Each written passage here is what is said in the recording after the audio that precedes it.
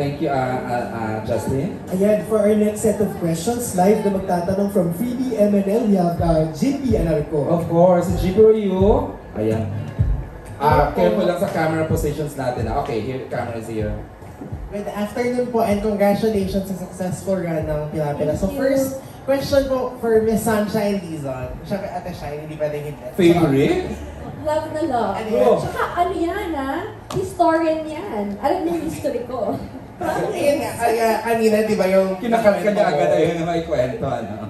Pero ang isa kasi sa na-observe ko habang nag-answer si KB tsaka si Alexa, no, you were smiling. And then parang napa-flashback na ikaw rin, you were once in that phase na may love team, kilig-kilig. So ano yung parang napansin mo lang na journey ng Loiny and ng KB Lex na uy, ganito na yung love teams ngayon or yung generation ngayon compared, hindi naman compared, pero parang ito yung difference from...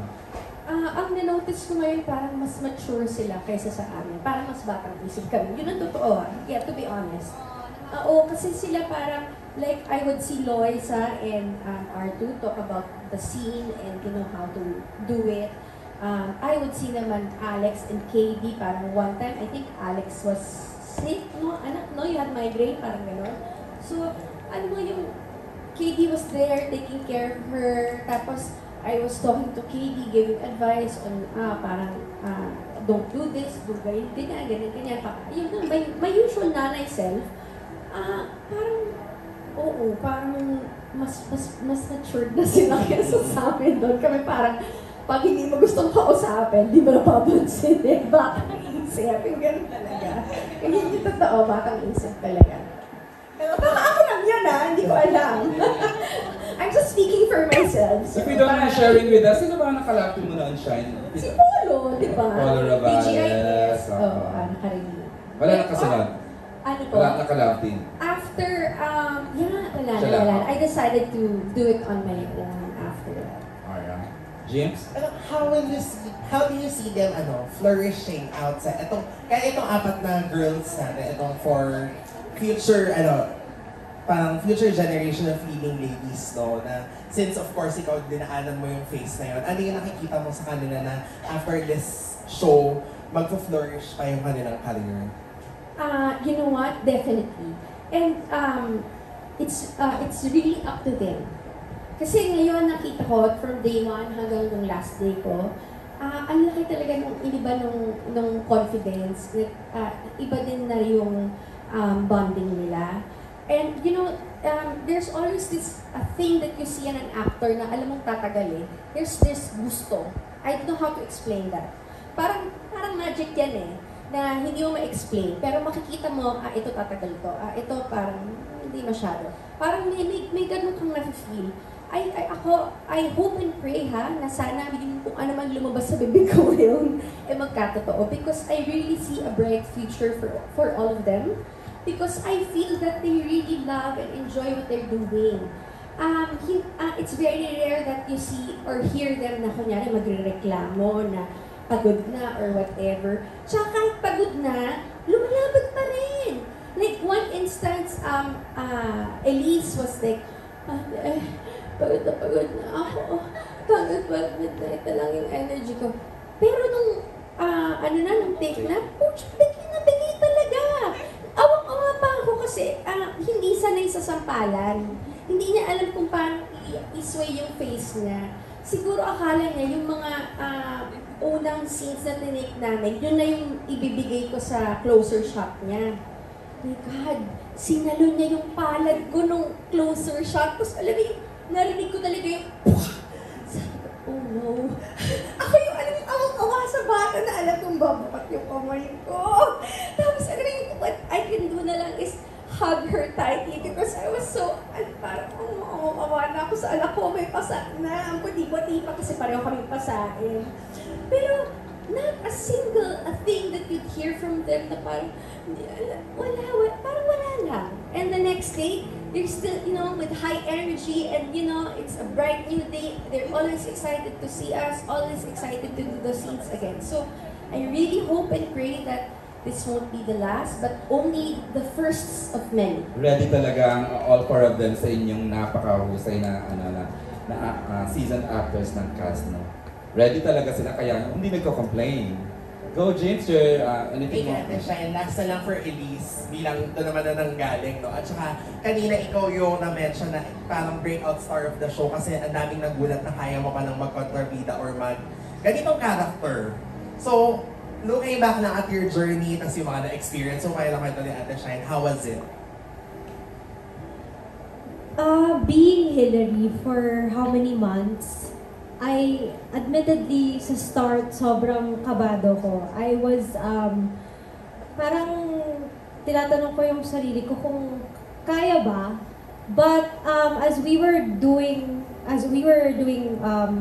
like the daily tapings, laking pasasalamat ko lang din sa mga kasama ko sa trabaho, from Direk Raymond, Direct Dick. Sobrang alaga nila sa yung tulong na binibigay nila is for not just for me but for the whole show, for everybody. Kaya sobrang thankful ako for everyone in this show, from the cast, our veteran actors, Ate Shine, Kuya Epi, Tita Cookie, Miss O, Kuya Guards, kahit saglit lang, sobrang thankful ako because they're really the ones who guided and was a part of Hillary's journey. And especially the three girls, sobrang kapit na kapit ako sa kanila to be able to do Hillary. It was so fun. It's very personal that I was able to play Hillary. And syempre kay Inay Maria, kahit saglit lang din, sobrang laki ng impact niya na binigay. And it was a fun journey na ang hirap pang bitawan, ang hirap pang i-let go kasi sobrang nag-enjoy ako kay Hillary na hindi ko nagagawa sa totoong buhay. Sa totoong buhay kasi ganto-ganto lang ako. Pero kay Hillary, dun ko talaga na ilabas lahat. Though sometimes I would parang sobrang hard ako sa sarili ko kasi parang pinipigilan ko pang lumabas si Hillary. Pero at the end of the day, kung ano yung lumabas, very grateful na ako doon. After this, mas gusto mo na yung ganito, medyo dark, gray, Siyempre, pag na-experience mo na yung ganito, parang there's no going back. Mas ano pa, mas malaki pa and mas mataas pa yung level ng gugustuhin mo. So I'm really looking forward to better and darker characters in the future. Kasi from what we saw sa performance niya, parang hindi siya baguhan sa ganong, ganong role, anak. So, congratulations. Thank you po. Thank you. Galing-galing. Alright. Okay na po. Thank you so Thanks, much. JP.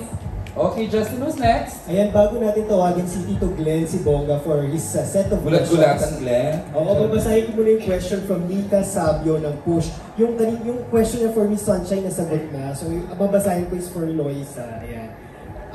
Kasama ko si Ronnie sa project na to. Anong new projects ka pa ba na gustong gawin with him in the future? Kami po ni Ronnie? Yes. Marami pa po kaming gustong gawin together. Yung Mr. and Mrs. Smith, gusto ko pong magawa namin yun. Pero ngayon sa serye, siguro mas gusto ko din na magkaiba naman muna para kanya-kanyang mag-grow din, di ba? Magkaiba meaning, pwede kayo mag-separate, project? Yeah, oo, parang kasi 7 years na po kami love team. Pero parang, di ba, parang gusto ko rin siya, mag-grow din siya as an actor. Yes, Okay. totoo yun. The question is for Loisa, no? Ronnie, aminin mo na, para malaman na exactly what gusto mong maging next project mo, Ronnie. Alam ko to eh. Ako gusto ko talagang mag-action, kaya yung Pira-Piraso parang yun yung naging training ko. So, Oo, half of the season, binigyan ka talaga ng mga action scenes, ano? Opo. So, yun. Kaya, if ever man, tama yung sinabi ni Lois, napag-usapan namin yan na pag kami offer sa yung magandang oportunidad, ako din, gano'n, pwede kang magsalo ako. Pwede din akong humiwalay na muna. And para din sa amin na nga, huwag kang subok-subok ka, dahil dapat. Ay, sorry. Nagbabanta na kagad, dapat ganun, bantaan mo kagad. Ayun, pero sobrang thank you po sa Dreamscape dahil gustong-gusto ko talaga yung role na ganun na ipagsapakan ka, na ipagbarilan ka. So binigay nila sa akin, kaya thank you po. Thank you. Thank you, Ronnie. Ayan, tawagin na natin si Tito Glenn Sibonga ng Showbiz Sibonga. The question is for kanino, Glenn? Sige, can we pass the microphone to Glenn? Tayo din para makakuha ng camera. Saka para makakuha. Ano? Ayan, hello. Para sa apat na bidang babae natin, ang next generation drama actresses. And gaano kalalim yung naging friendship nyo rito sa Pira-Pirasong Paraiso? Kasi Naku, kung simulan, mauubos ang oras. Kasi yung nakakatuwa na nakikita kayo sa mga post yun na magkakasama, lumalabas. Tapos, sa isang interview nasabi nyo pa na gagawa kayo ng group chat na kayong apat na babae. Meron na po. Gusto mong sumali din? Meron na. Pwede naman. Para ma-update ako. Go. Gaano kalalim yung naging friendship niyo? Naku, let's start with Elise. Please, Nak. Gaano ba kalalim yung group chat nyo ngayon na anong topic niya doon? I think mag-a-agree ang lahat. Kapag may group chat na kayo at na-update yon weekly, ibig sabihin malalim na ang samahan nito. Daily nga eh. Daily nga eh. Yun. May chismisan din. Diba? Siyempre. May mga At saka chismis sumagot ako, din. siyempre. Siyempre po. Doon nabubuhay. Updated So, na. update sa daily life namin. Yung parang kahit hindi naman namin ina-ask kung anong, walang nangangamusta, pero magsasend na lang ng update. Parang kayo rin pala kami, no? May sariling group chat kung ano-anong So, chismisan. papapakita ko lang sa kanila, nanonood ako ng ganito, ng Kain movie, sa- ng Yung screen grab. Parang jowa, magjo-jowa yung update na. Mas updated pa nga ang group chat natin kaysa sa mga jowa. Charlie, share. Ako, siguro masabi kong sobrang lalim na nung closeness namin kasi anytime nakakapagtawagan kami. Yung parang anytime na tawagan mo siya, yan si Elise, sasagot sila May kahit sasagot. madaling araw or kahit hindi sasagot, mag-message agad kinabukasan na, Galing sorry naman. tayo, nakatulog na ako, mga ganyan. So, yung ganong boundaries, kumbaga, hindi na kami nahihiya na ganon. Oo, Or yung walang- tanongin nasaan kayo, tapos yung mag-update nga kami sa group, ganyan. At saka, yung kahit hindi natutuloy minsan yung plano namin, walang nagtatampo. Parang understood na sa amin na, okay, kailangan niyo ng time for others, wag muna tayo. Yung mga ganon. So, yun po. Okay. Sa akin, nasabi kong malalim kasi umabot na kami na yung lahat kaya namin sabihin sa isa't isa, yung no filter talaga. Kasi di ba hindi mo kaya sabihin yung isa, yung mga hindi mo naman ganun ka-close. Tama na. Kahit yung mga love problems, Mga ganyan. Parang wala Totoo. naman Yung si mga Loisa, no? advice, yung masakit man, pero yun ang totoo.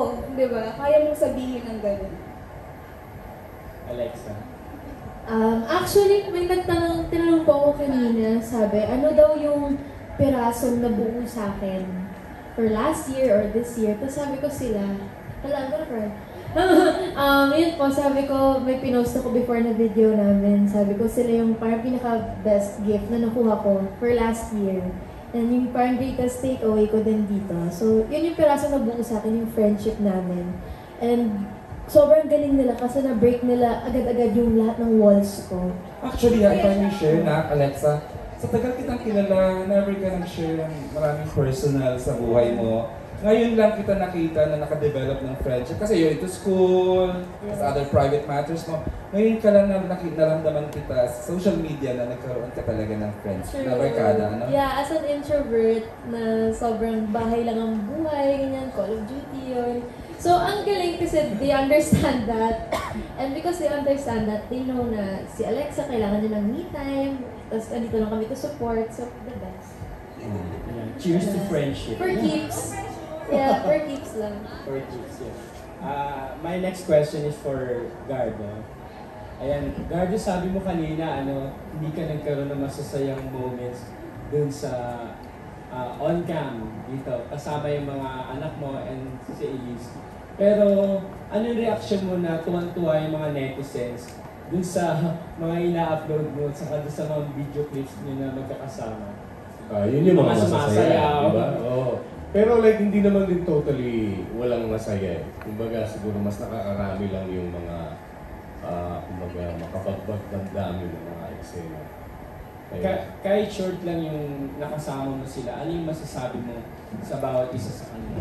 Yun, pag nakakahalubilo ko sila na may mga chismisan, yun, na-enjoy ko yun. Kasi like parang pag hindi mo sila kasama, wala eh. Parang wala kang, walang balitang, like ako personally. Then like parang pag napaupo ka sa kanila, ganun pala yun. Ganun pala. Si ano, ganun pala yun. Si ano. Sabi ko, sige, sabi ko. Sige, salamat, pinagkatiwala niyo yan sa akin. Nagmarites Sabi ko, oo, tatay na tatay talaga. Ramdam na ramdam ko yung pagkatatay ko sa inyo. Sabi ko, As So, yun. actresses, ano sila? sila, wag naman sa ikalalaki ng ulo nila, pero mga sensitive sila. Kasi, sa tanda ko na rin, kung ba, syempre, marami na rin ako na-encounter. Yung iba parang sobrang tagal eh. Iba yung pag sinabing like, kumari, actors queue, ang tagal, parang iba, ano na yan, anong petsa na. Sila, halos parang walang ganun eh. Basta ni-ready at ni-read at ni-rehearse, yun na, sala na kagad. So, like para sa akin, maganda kasi fresh yung ano eh, di ba? And then like parang pag tinake na ni Direk, nandun na. And isa pa pala na ipagpapasalamat ko kay Direk kasi parang pagbalik ko dito, kumbaga in sync yung dun sa ano namin eh, kumbaga same frequency. So natutuwa ako kasi like para sa akin malaking bagay yung alam ng director kung ano yung gusto niyang mangyari.